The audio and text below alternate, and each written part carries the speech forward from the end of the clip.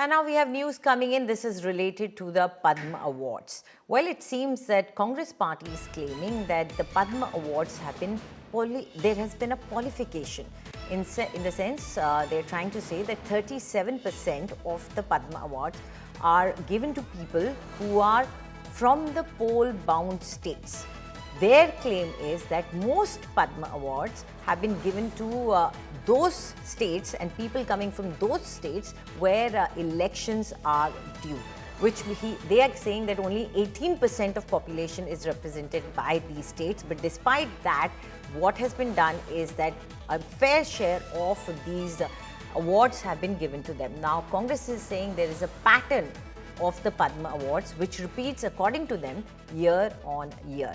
And they are saying that 8 Padma Awards have been given to Kerala, which is of course going to see its election most likely in the coming months, and 13 Padma Awards are for Tamil Nadu.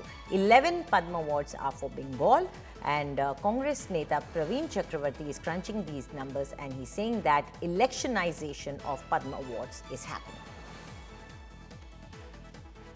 Joining us is India Today's Apurva Jayachandran. Apurva, of course, the awards have been given to people who are of note, who have incredible contribution as far as their fields are concerned. But we see this happen almost every year. There is politicization now happening of the awards.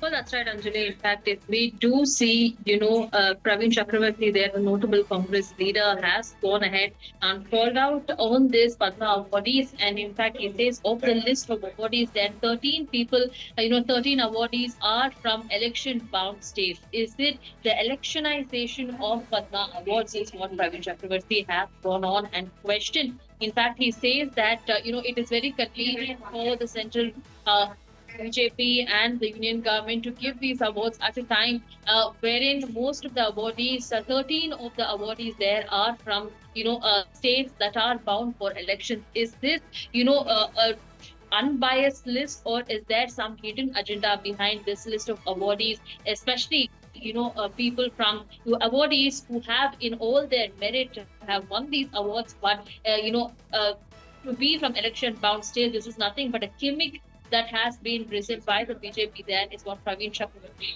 has gone on and commented. Right.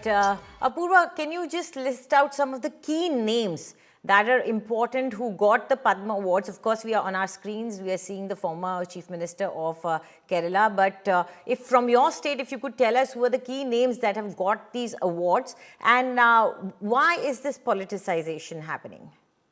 Well, in fact, a couple of awardees include Ranjini Gayatri, the Carnatic singers here from Tamil Nadu.